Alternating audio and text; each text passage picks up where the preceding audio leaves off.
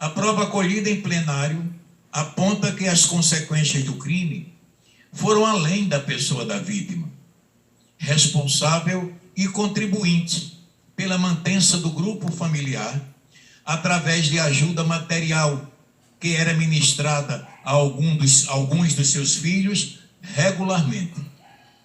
Comportamento da vítima.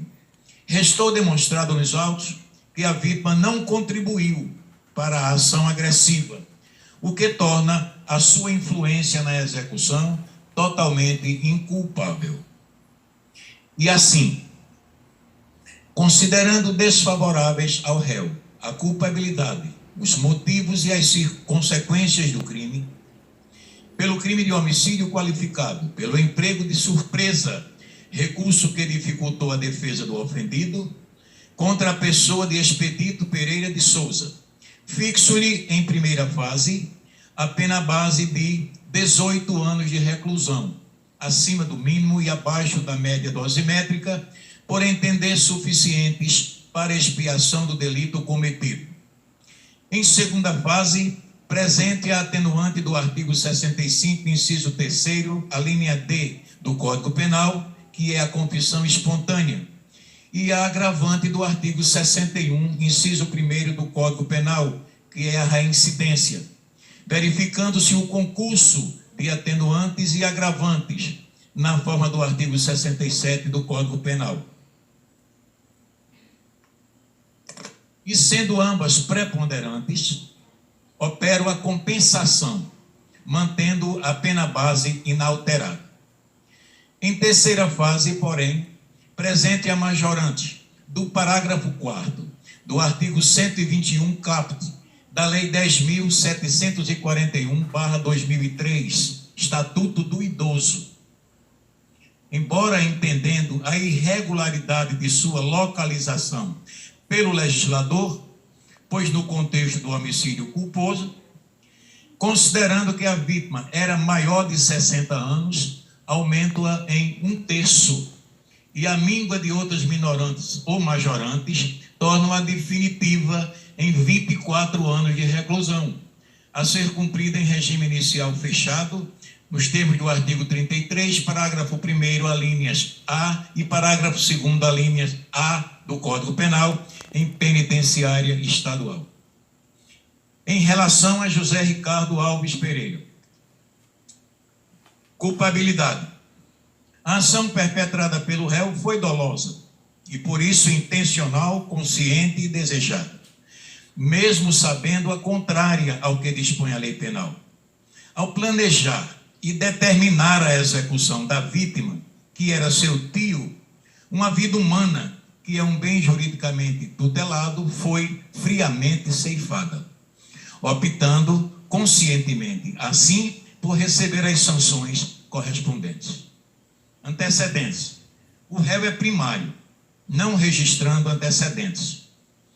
Conduta social. Os autos não trazem incidências de relacionamento social a revelar desajustes que apontem o acusado como uma pessoa refratária às normas de comportamento ou que apresente postura antissocial nos grupos sociais diversos das suas comunidades.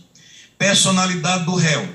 Os autos não trazem à luz das provas colhidas aspectos que possam apontar o conjunto de caracteres que forma a personalidade do réu, seja por herança ou aquisição ao longo de sua evolução psicossomática.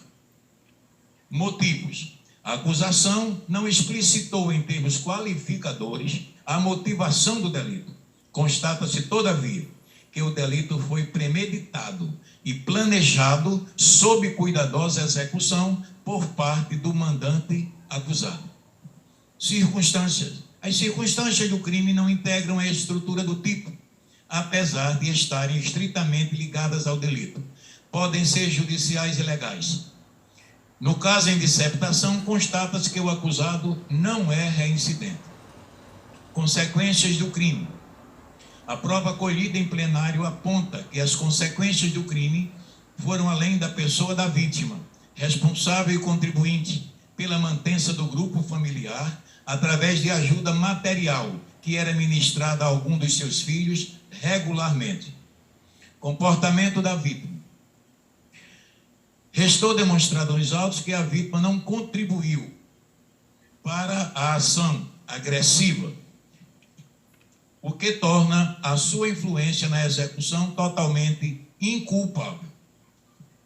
E assim, considerando desfavoráveis ao réu a culpabilidade, os motivos e as consequências do crime, pelo delito de homicídio qualificado, pelo emprego da surpresa, recurso que dificultou a defesa do ofendido, contra a pessoa de Expedito Pereira de Souza, fixo-lhe em primeira fase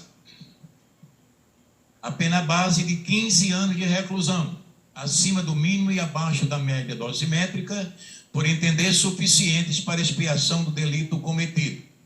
Em segunda fase, inexistindo atenuantes ou agravantes, mantenham a pena base inalterada.